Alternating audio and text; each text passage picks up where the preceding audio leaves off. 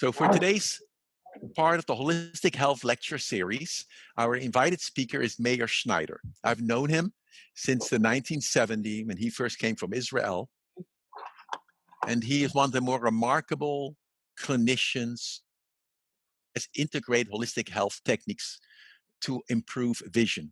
He was born, and he'll probably tell that story as well, born with severe cataracts. He had multiple operations, and as a tiny baby, he ended up having about 2% vision or less. He learned Braille. He was blind, medically blind. And then sometime he decided, how can I do something to improve my vision? Remember, he has no vision almost.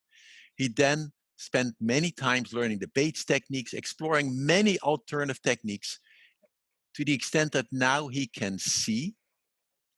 He is even as a California's driver's license. And he has used this kind of curiosity and integration of many techniques to ask, how can I improve my neurological functioning? And then he has slowly integrated that and has been teaching that to others in his approach. And it's most remarkable because in many ways, he's a true scientist. He's a scientist clinician.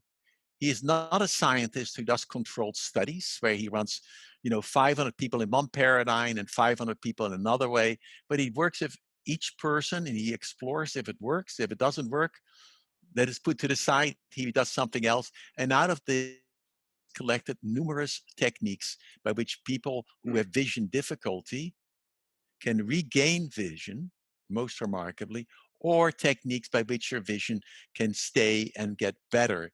He applies these same techniques for people with many neurological techniques. And I'm so impressed with his skills and techniques. He is the author. He has integrated many of these techniques in his books, Vision for Life. If you're intrigued if you really are intrigued to have good vision, keep your vision, I highly recommend that book. It is remarkable how much you can see change. Or he has another book called Movement for Healing and other books, The Handbook of Self-Healing. All are integrated approaches. And he is based in San Francisco, where he's the director and founder of the School for Self-Healing. He travels internationally. And the challenge probably at times is, as I listen to him, I've heard him many times, he always does it differently. And he's so used to working with patients at times that we have to remember, when he does an exercise, there's a whole logic and theory behind the practice. And sometimes we forget that logic and theory, why you may want to do the practice. So I'll make an attempt to interrupt it or so. But truly, it's such pleasure. I feel so honored for all of us to be present, to be able to listen to our speaker, Meir Schneider. Meir Schneider, you're on. Should I close the curtains? Yes. Okay.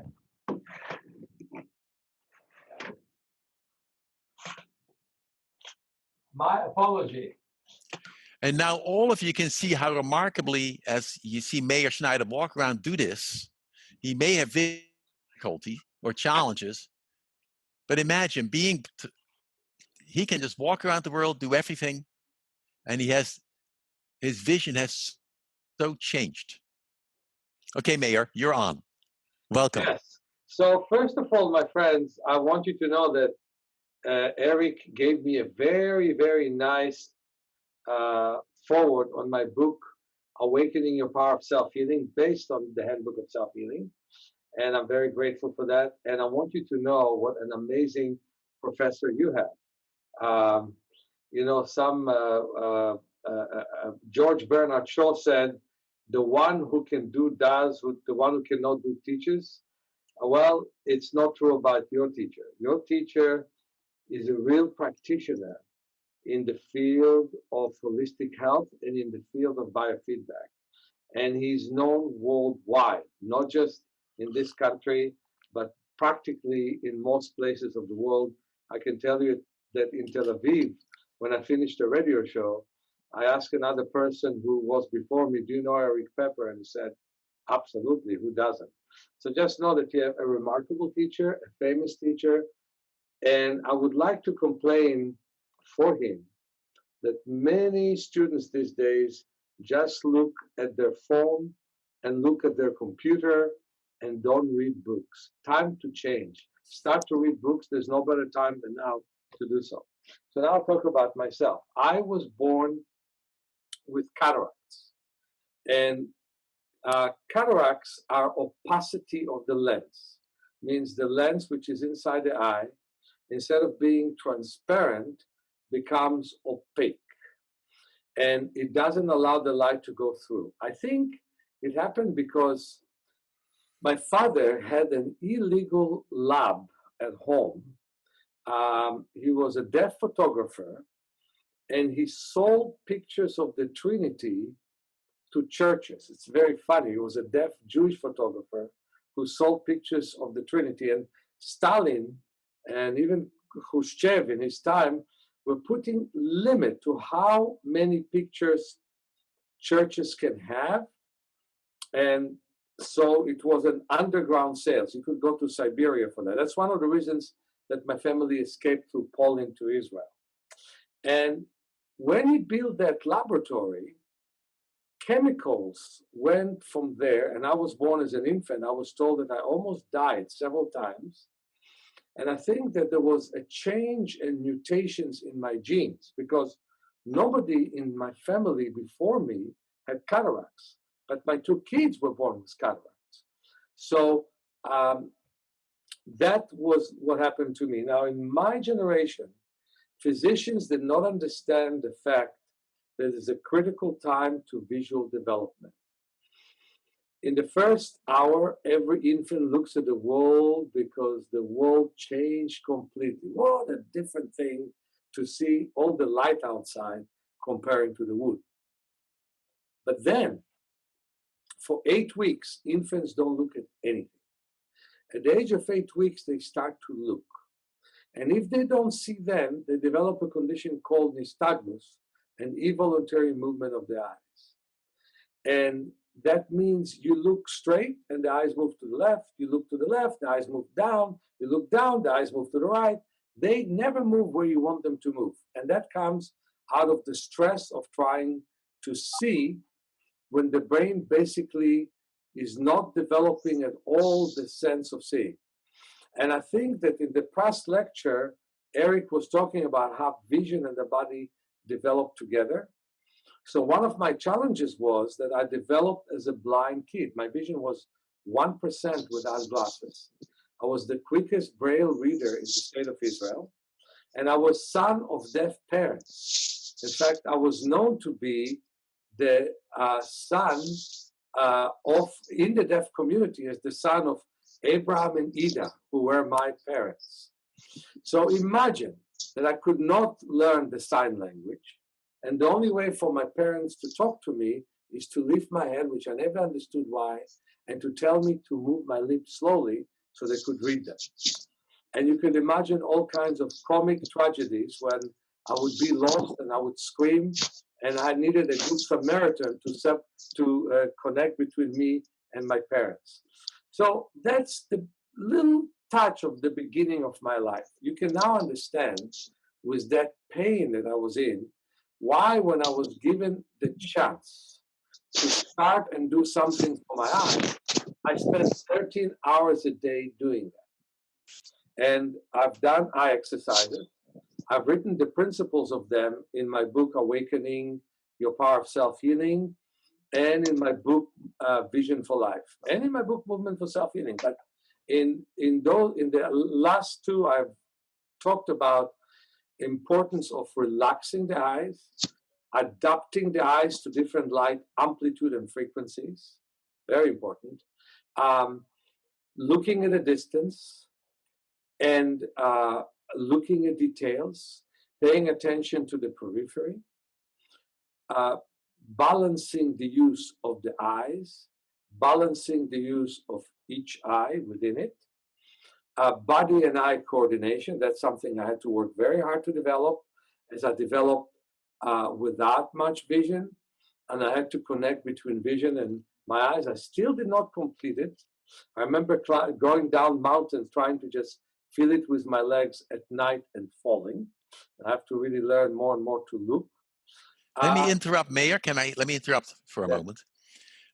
What people forget, I want to re-amplify what Meir said, is that vision and body movement and all these pieces are really critical in development. And there's a famous study done in Massachusetts in the early, I think, 60s or so, what the cat's eye tells the cat's brain. And what you do in that little study is you take two little kittens who are born basically blind, because kittens see later. And what happens is that one kitten gets the experience of actually physically interacting with the world, and the other kitten can only be carried around. You put him in a yoke control. So basically what happens is one kitten has a harness, and that is attached to the other kitten, but the other kitten is only carried. And so now the kitten develops, and the kitten that now explores the world not only sees with the kitten's eyes, but also touches. It can approximate distances and all that, and it develops perfectly and can see perfectly. The other kitten who develops but only is carried, so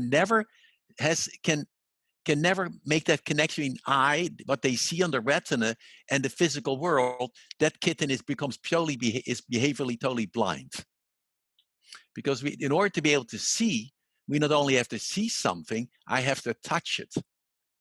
And especially in early development. And now you may see, if I think about it in the long term, I wonder what the impact trying to live in a world, and even very young children, only watching screens. But anyway, a side note. Before Meir goes on, I want to ask one more question that's relevant for everybody. How many of you, as you're now living much more in a Zoom world or digital world, experience that your eyes are somehow more tired? And if so, put your hand up for a moment. Or have neck and shoulder tension. Is that familiar? Great, you put your hands down. So that is really the pieces which Meir will eventually go and hopefully offer some great solutions for. Meir.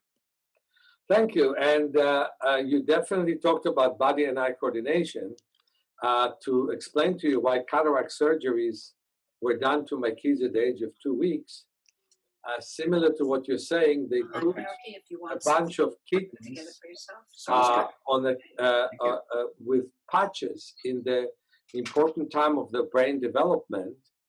And even though they took the patches off, they were blind for life. So that's why they did the surgery earlier. So now the last principle is more blood flow to the visual system. And I would like to share with you 2 exercises along those lines, more blood flow to the visual system. And before that, I want you all to rest your eyes from looking at the computer. So there are 2 exercises that I want to give you. One is take a small piece of paper and put masking tape around on that piece of paper. Okay, so let me interrupt for a moment. Many of you got a little email to cut some piece of paper. You can make any piece of paper. And the idea really is, underneath it all, to do a little experiential exercise to show that when you do use your eyes differently, unlike just looking at the computer, there may be differences.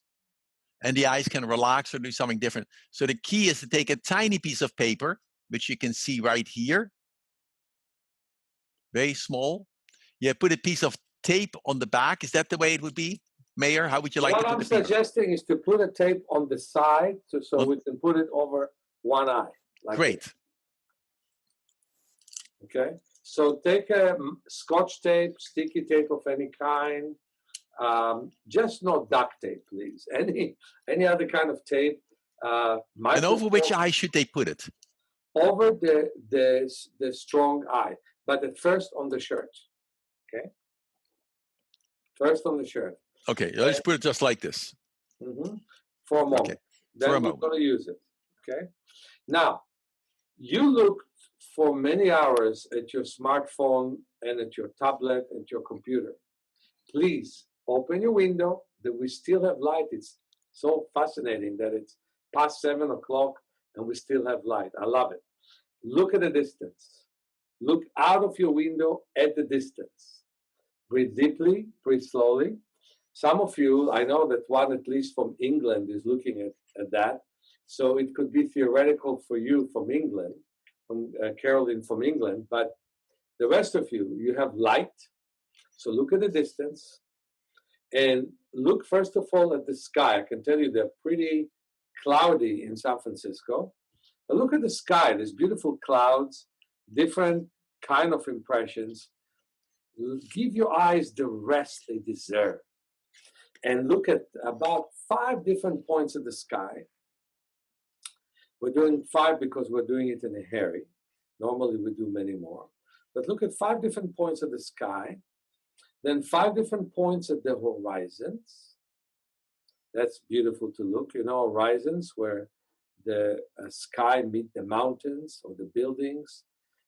In our case, when we look at the ocean, because my school is by the ocean, then where the sky meets the ocean. So you look at 5 different points at the horizons, 5 different points, a quarter of the distance closer to you from the horizons, and 5 different points halfway from the horizons to you, and 5 different points a quarter of the way. And then look back at the sky and do it for a moment without me guiding you. 5 different points in 4 different places, farther, far, closer, closer, but never too close. Let your eyes rest from looking at that smartphone, that tablet, that computer. Boy, oh boy, you need that and you deserve that. You were born with relaxed eyes and they were tense with everything you're doing. So let me explain for this one. When you're looking at your computer or your smartphone, what happens is the eyes have to converge. The pupils have the lens has to be constricted to focus. So you get visual tension in this whole area, which is highly detrimental if it is chronic. It's no different than if you hold your shoulders up the whole time and eventually get neck and shoulder pain. That's what we are doing to our eyes when we are continually only looking at this narrow distance. So what Meir has just done with us and guided us through is an exercise to say, look at the far horizon. And the far horizon, in fact, allows the eyes to diverge, the lens to relax in a sense. And so they can now relax, and then you get much better blood flow in this area. And it really does prevent the development of numerous chronic eye conditions. It is most remarkable. So I want you to continue to exercise, please. Again, even when we give explanation, don't look at us, look at the distance. We don't deserve your eyes, the distance deserves your eyes. For 2 million years, we were hunters. Only the last 10,000 years were farmers, and only in the last 50 years we're listening to weather report. We used to look at it. So look at the distance. Now, you have this little piece of paper that I put on my shirt. I hope you did too. Put it over your strong eye from distance. Sometimes the one from near and one from far are different. One sees better from near, one sees better from far. In my case, my right eye sees better from near and far. But put it over the eye that sees better from far. Wave your hand to the side and look at the distance. Look at the sky. Look at the horizons. 5 points on each. Look quarter of the distance closer from the horizons. Quarter of the distance closer yet. 5 points. And then quarter of the distance closer. But don't ever look closer than 40 yards. And again, look at the distance and look from point to point while waving your hand to the side so the strong eye from distance sees peripherally. It's not mute, it's not doing anything. The brain will use both, but you're going to look with the weaker eye at the distance. So look from point to point, point to point, 5 points. Again, sky, then horizons, then closer, then closer. Now take the paper off and see if you have a relief looking with both eyes and wave your hands to the side. So the point of this exercise is exactly what Erik said. to relax the ciliary muscles. We have three kinds of ciliary muscles around the lens that always constrict when you look from near. And guess what? Most people these days look from near. That's why in Korea, South Korea, 96.5% of the people, 96.5% of the people have nearsightedness. Can you imagine that? And if you look at Israel, the Bedouins in Israel are basically the observers. They look to the Sinai desert where there were a lot of Al-Qaeda, but they could never penetrate to Israel because those Bedouins had eagle eyes. They never saw only 20/20. They saw way better than 20/20. And then they alerted the Israeli soldiers who came to stop them from coming to Israel, which actually is very good because we're going to talk about the immune system here. But they saw very well what's happening there. And the natives in the Amazon, 1% of them is nearsighted. Same country, Brazil. You go to Sao Paulo, 48% are nearsighted. So you have to understand that you're paying a price of not balancing what modern life says you need and what your eyes needed for 2 million years. So looking at a distance 20 minutes a day in intervals of 4 minutes and 6 minutes can make the whole difference in your life. You should not sit and look at your computer alone. Okay, so here comes the next eye exercise I want to show you today. And then I'll show you a couple more.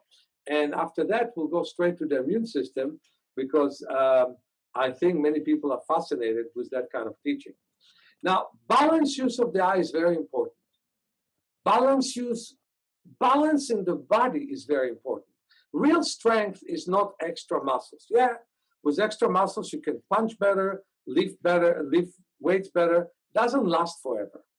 Real body strength is balance.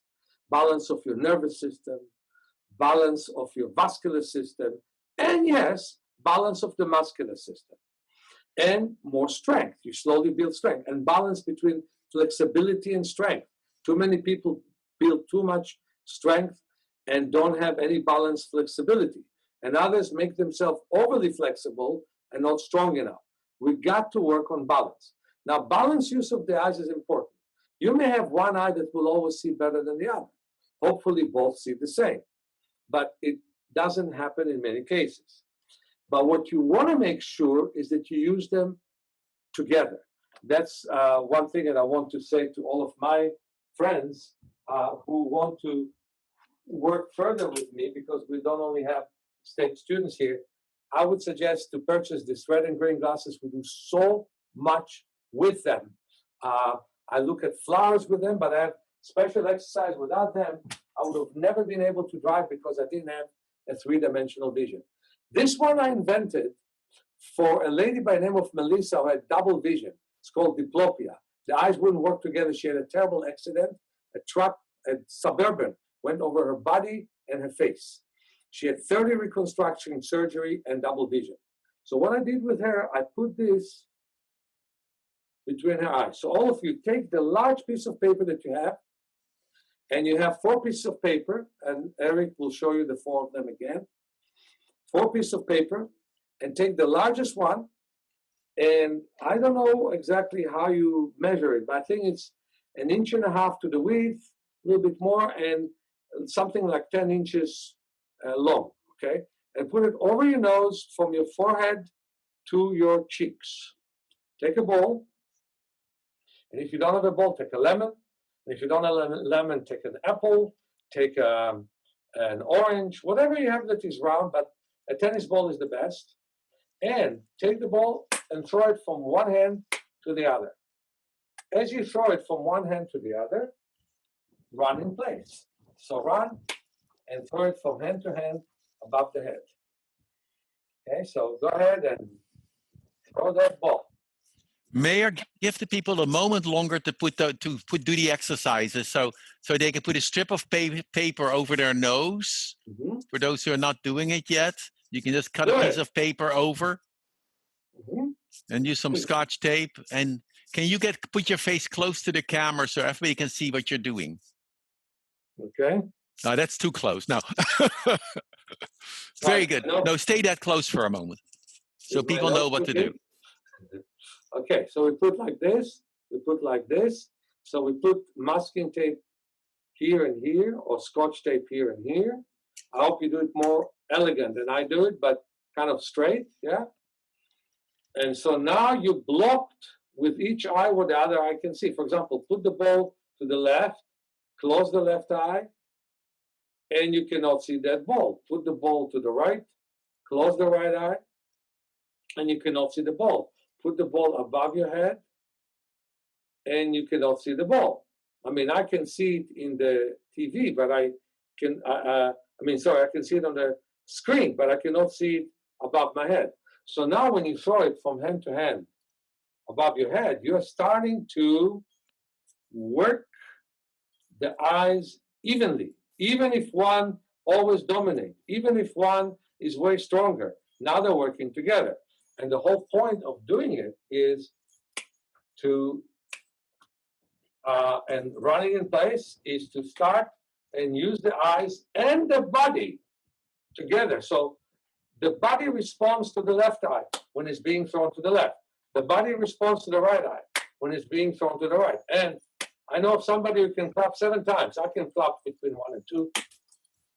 Outdoors, I can clap up to 3, but maybe some of you can clap 4 times, 5 times. So go ahead. It's a good exercise to relax from the whole day of staying at home. Yeah, so go for it. And let's give ourselves an extra minute to do it.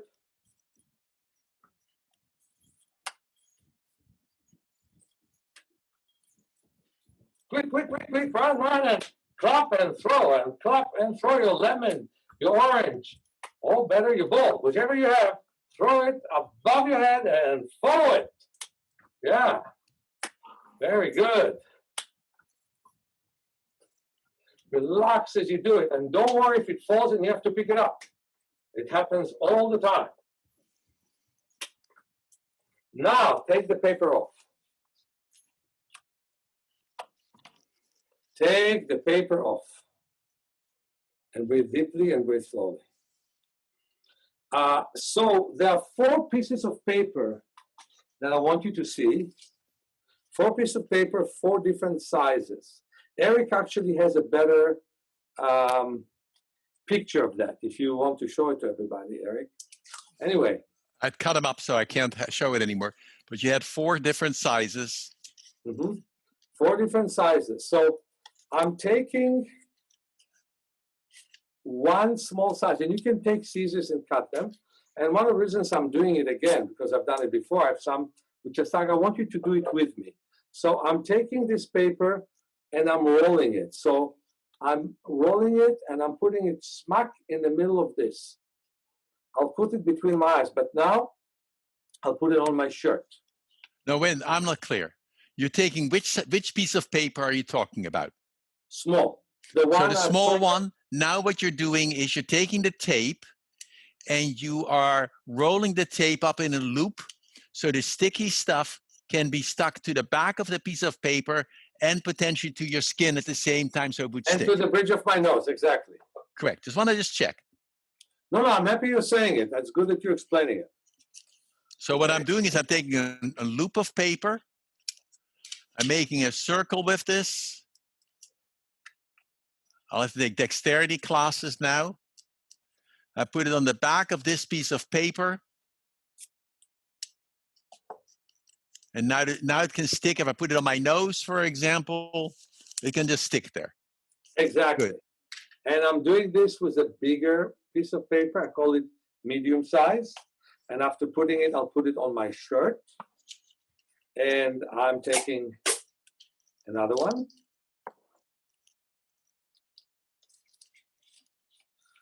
And you do it to all the sizes of paper you're doing it with, correct? 4 sizes, right? Yes. So we're calling it small, medium, large, and extra large. Okay. So the colors, those who had looked at the colors of the paper, that the small would be black, the medium is red, the large is green, and the super large is also black. Right, but if all you have is a white piece of paper, perfectly the sizes okay. is what matters, you know. I prefer construction. And the reason why I have 4 different sizes is that I teach many classes, and to not confuse anyone, we have different colors. So I think by now you were able to roll it and to stick it. I would assume so, right? Mm-hmm. So now let's talk about periphery. When I look at the screen, see myself or see Erik or see anyone else, I look centrally. That's with the central part of my vision. And we'll talk about it a little bit tonight. Not that much, although whenever I teach classes in state at Erik's class, I do talk about it a lot. And whenever I teach, of course, classes at the School for Self-Healing in the Avenues, I definitely talk about central vision. It's very important vision, the macula. The macula it looks from area to area. That's the central part of the retina. But the periphery, the rods of the eyes, don't look, they see. And if you wave, you see better with them. They are made for the jungle. When we were in the jungle, trees would move. If we didn't pay attention to the periphery, an animal would eat us, because there would be no way for us to know what's around us. And yet these days, people walk with a smartphone and they look at their phone. And even if they walk on a sidewalk, nothing is around them. I'll never forget once standing near West Portal Library here, which is a San Francisco library. And one lady was looking at her phone, and we were waiting to be served in a coffee shop, and I stood this close to her on purpose. And for 5 minutes, she did not notice me. And then I told her, I'm right here. She wasn't scared, which was nice. Said, I was here for 5 minutes. Did you notice me? She said, no. Can you imagine what happens to us? When you look at the tablet or at the phone or at your computer, before you know, there are no walls, there's no floor, there's no ceiling. So you narrow your periphery. And that could be a reason for many eye problems, starting with glaucoma. Okay. It's also interestingly, there has been a massive increase, although not this last month, in pedestrian deaths because of that, because people walk around looking at their cell phone. They're totally unaware of their periphery, and they walk right into cars or vice versa. And the drivers, before they drove, did that as well. So they have compromised the brain connection to the periphery, and they wouldn't see what's around them. You pay attention to that too. So what happens is that basically we forgot our periphery. By the way, looking at a distance can prevent cataract because it mobilizes the lens. But having peripheral vision can prevent glaucoma and many other problems. So let's pay attention to our periphery. Even if you don't have those wonderful 4 pieces of paper, if you cover one eye and you wave your hand to the side, all the way to the side, right? And you wave it from hand to elbow, elbow to hand, all the way to the side, like this. And do you want our eye to follow our hand, or do you want our eye to sort of look at the far distance? Until now, I wanted to follow that. When we put the paper between the eyes, we wanted to follow. Now we don't. We want to sense the hand. And as I said again, as it moves, we sense it more. So now we want to look straight and sense the hand that moves all around. And now So when you mean by sense, you mean almost the place where my hand is. I can feel my hand, and then almost I get a sense. I can almost see the fingers. So when you get close to in your central periphery, you see the fingers. When you're doing the medium periphery, you hardly see the fingers. In the very far periphery, you don't see the fingers, but you sense the movement. Okay, so that's what's so important. It's kind of hard to teach it when you have a screen in front of you, because you may see your own fingers. But if you can tilt your head away and not look at the screen for a moment and just have a sense of this movement while you look straight with your eye, you're starting to use your periphery. And now open both eyes and wave the 2 hands to the side. And let me just ask you a question. Is there a little sense of relief from what you have done before, from looking at the screen? That's my question. Nod your head up and down if you notice a slight letting go. Great. Fantastic. So this is so important for the modern people. 7.5 billion of us, all of us, we don't use enough the periphery. And there are other things that vision improvement teaches you, and all the principles have to do with more than life, how we live our life. You have one scene. You were born in the 21st century. And I want you to see better. That's my wish. So now put the paper between your eyes, and you look straight at the paper, and you wave your hands to the side. All the way to the side.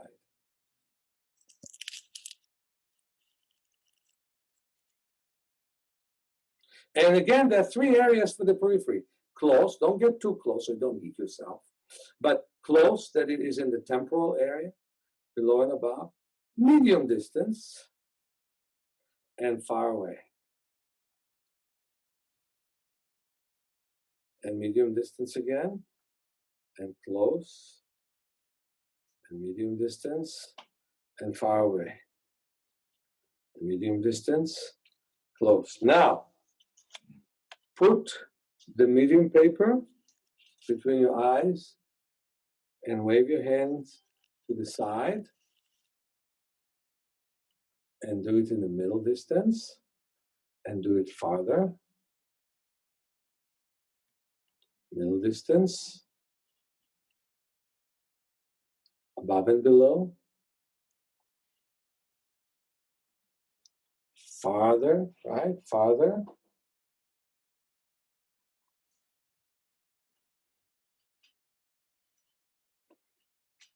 Yeah, it takes some arm strength to do it, doesn't it? Huh? So you do it, and the point is you don't look at your hands. You look and remember to breathe. Right. Breathing is still not against the law, so do it, please. Breathe deeply and slowly. Now, the green one. Sorry, the large one. Not the extra large, but the large one. And we wave and wave. And wave and wave.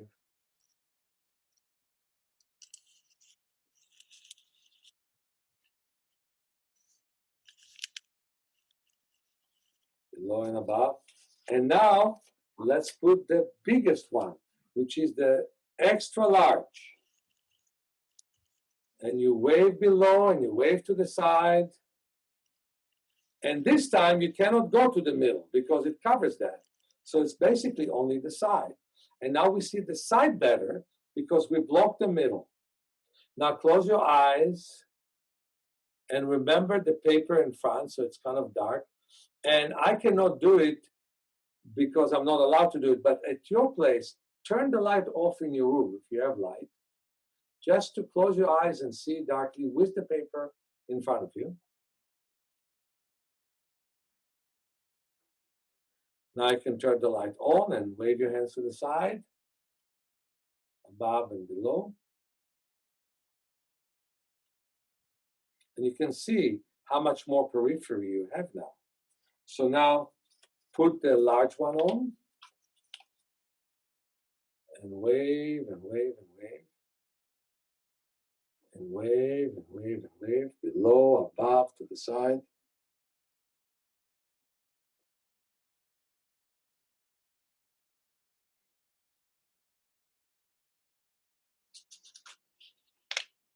And now put the medium one on and wave and wave.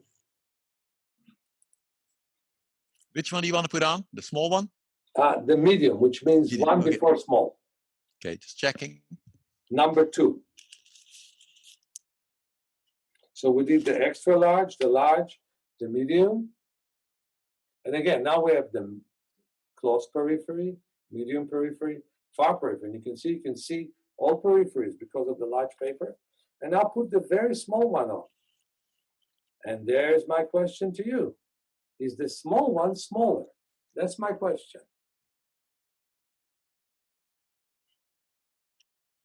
And if it feels smaller, nod your head up and down.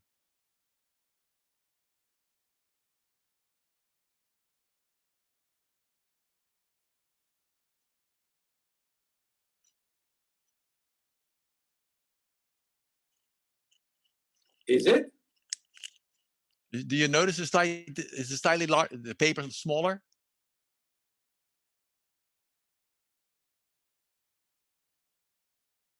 No? Then we'll do it again. I think some people, I think they would say yes, and some people didn't quite have the paper with them. So I think the majority of them would nod their head a bit. Okay. Very So nice. Take your paper off and tell me if your eyes feel a bit more relaxed right now. How many find your eyes, as you sort of look around, your eyes feel a bit more relaxed? If yes, nod your head up and down. I think it's moved up and down. Fantastic. Great. One thing that I want to show you is this. If you have light in your room, I want us to work on the pupils. Take a page with letters which are hard for you to see, like small letters. Although, when I visited State University, because of your youth, very few people had any problem with any letters that they couldn't see. But take that page and look at the letters. Whichever letters are a little bit hard for you to see, look at them. Can you find such letters? Maybe there's a book. Don't look at the computer letters. I can show you these letters on the computer, but that's not what I want to do. Look at letters, okay? Whichever are hard for you to see.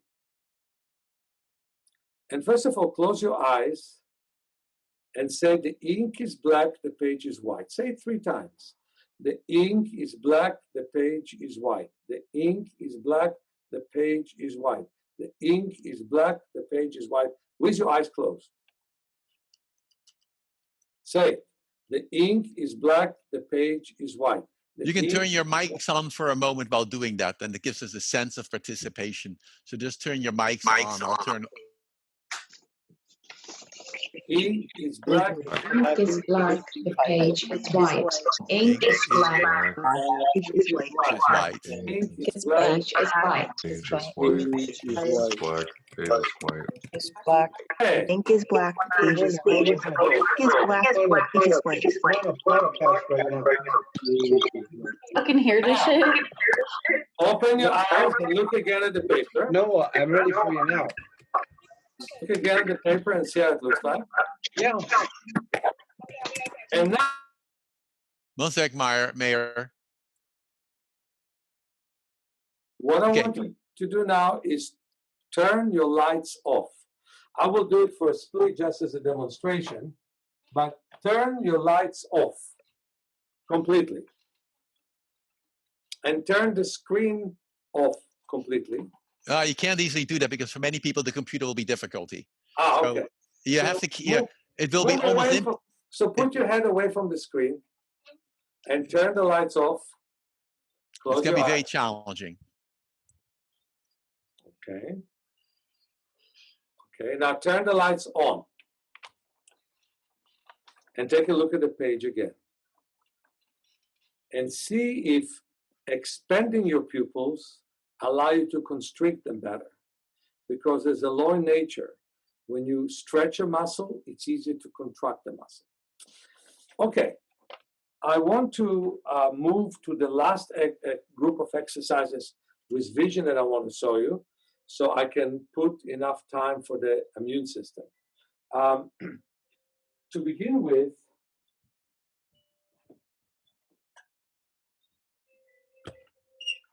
it's really nice to relax the eyes by learning by putting the hands over the eye orbits. But Let me interrupt. Let me interrupt for a sec. I think what Meir wants to do in a moment is guide you through one of the most useful exercises known as palming. And the real key is that we use our eyes so much as you experience because of the convergence and the accommodations looking at the screen, that there always is tension. Now, you can't always look outside at a far distance. And so it's something that's very useful to do a technique he is doing. And when you practice that, then you find it allows the eyes to relax. It's like a meditative practice. And the key is to keep your mind also quiet, whether you're just doing simple breathing or listening to music. So, sorry, Meir, I'll let you keep going. So before we move forwards, I'm giving you a 30-second break because you're going to touch your face. Go and wash your hands with water and soap for 30 seconds, please. I'm doing it too. That is just in case you have touched other surfaces which could have had germs on them or anything.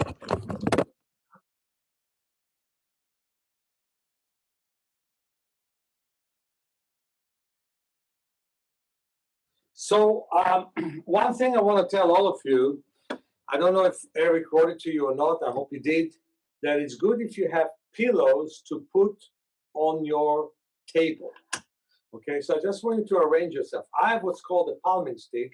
It is a collapsible rod. It's not very elegant, the one I have. They have it much better in the English Bait Society.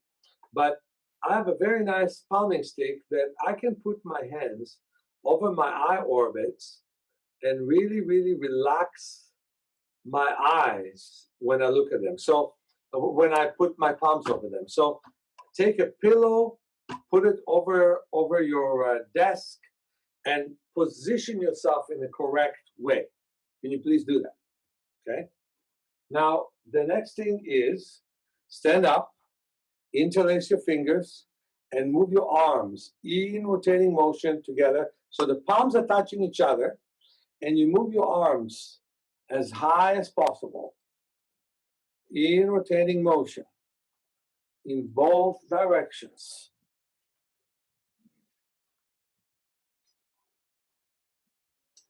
Then point the hands out. So first the palms touch each other, then the hands are out so you can really stretch your wrists and move your arms in rotating motion in both directions. Rub your hands.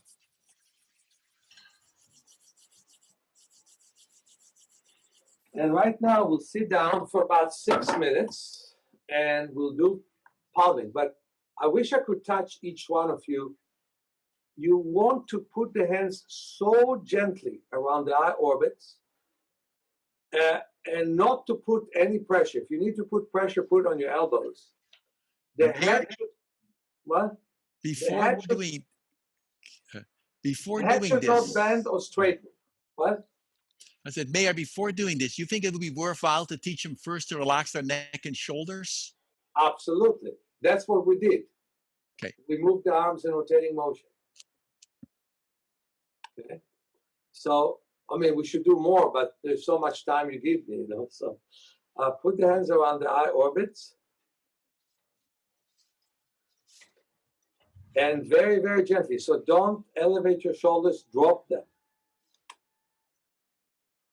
And breathe deeply and slowly. Count 9 when you inhale. And count 13 when you exhale.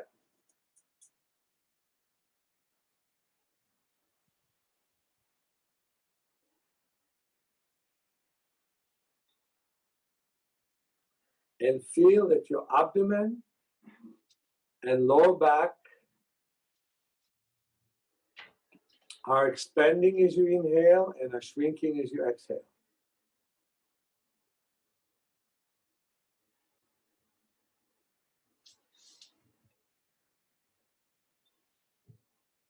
And feel that your chest and middle back are expanding as you breathe in and shrinking as you breathe out.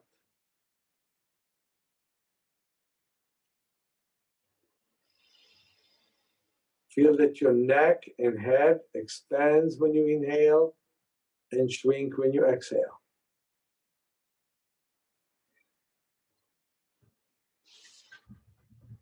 Feel that your pelvis, your thighs, your knees, your calves, and your feet, they're all expanding when you breathe in and they're all shrinking when you breathe out.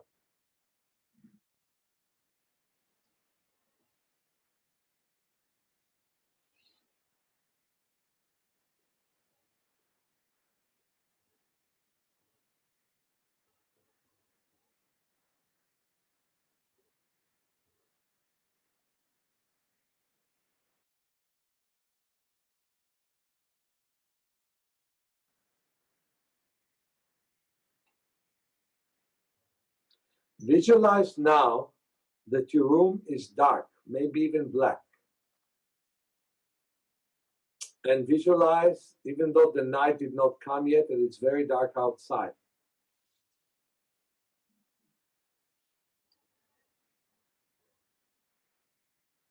Drop your jaw and visualize that your head is black.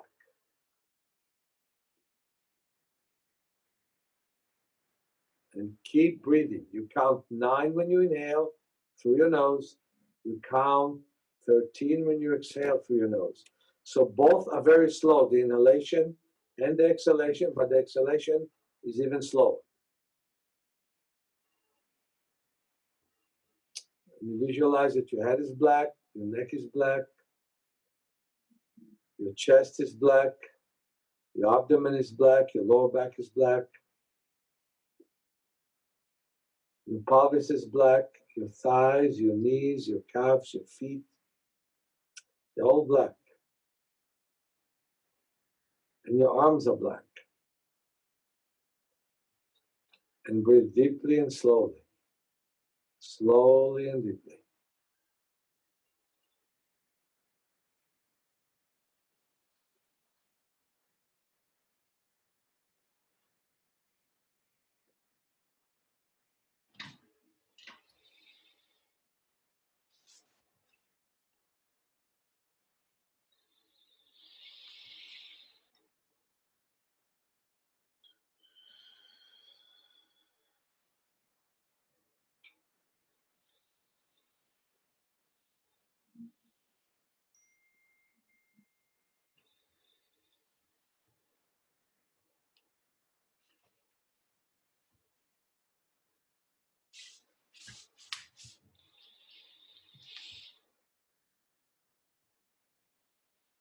Now take the blackness away from the outside, away from this room, away from your body, away from the legs,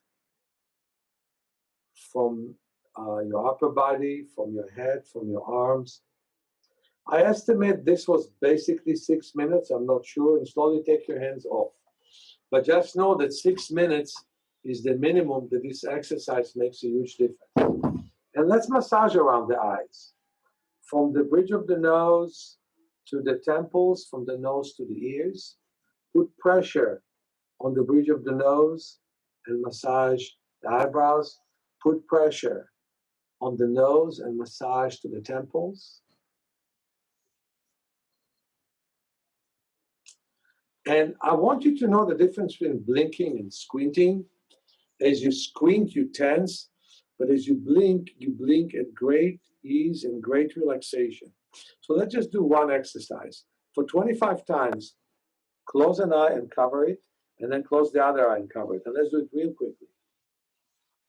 It's a very good exercise to start and get you to start and blink at ease in your eyes. Once my daughter, so much worse, she was also born with cataracts. And as we did this for 1,000 times, next day her vision was much better at the ophthalmologist's office. Okay, I want to continue and talk about the immune system. And it's so before doing that shift, Meir, let me make a comment.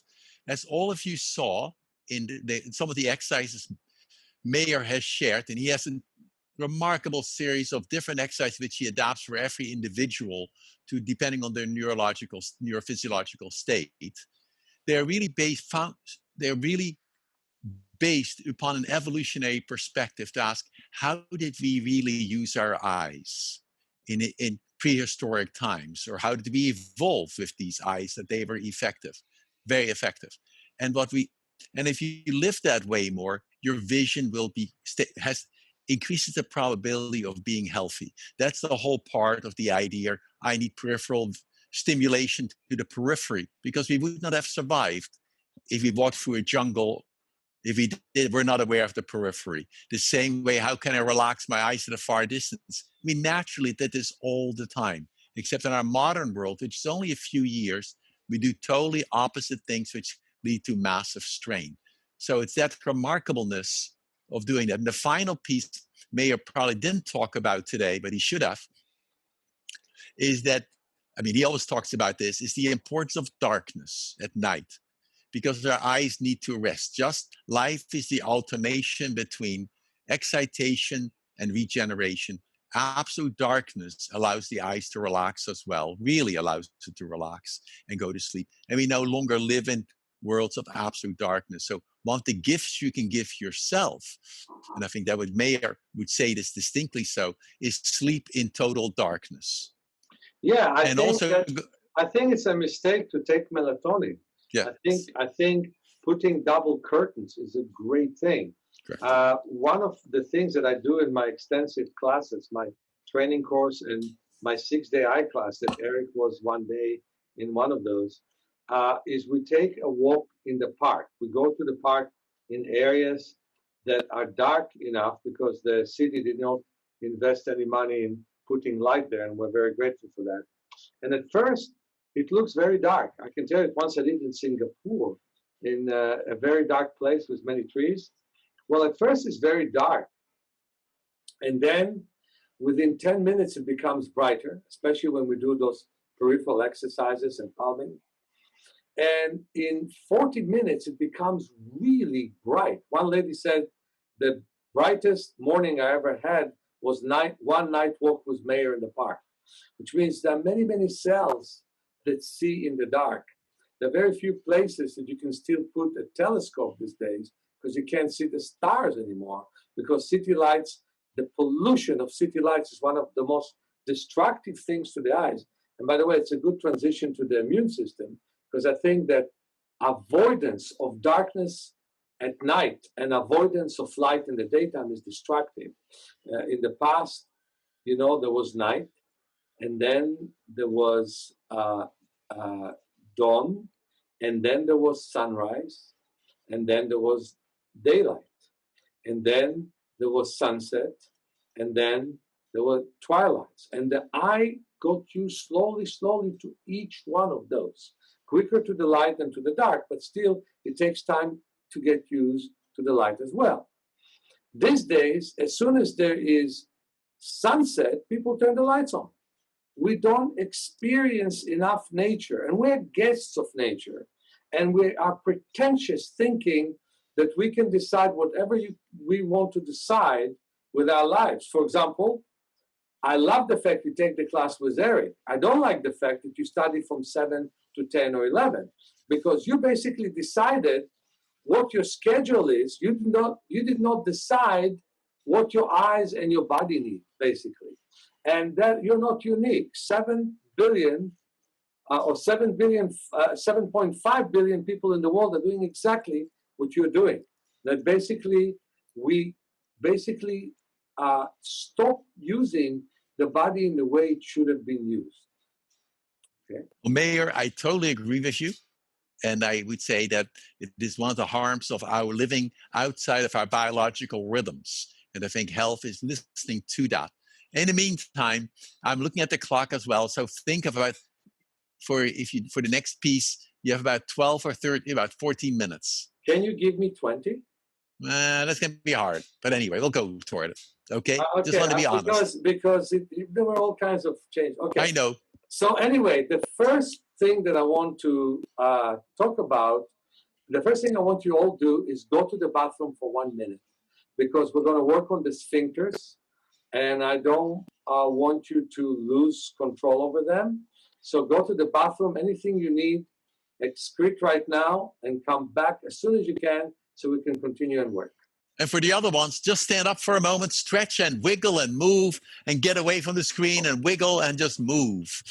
Hold on. Go even if you imagine you have something. Don't just go because you have to go. Go because you may need to go, because we're going to do a bunch of exercises.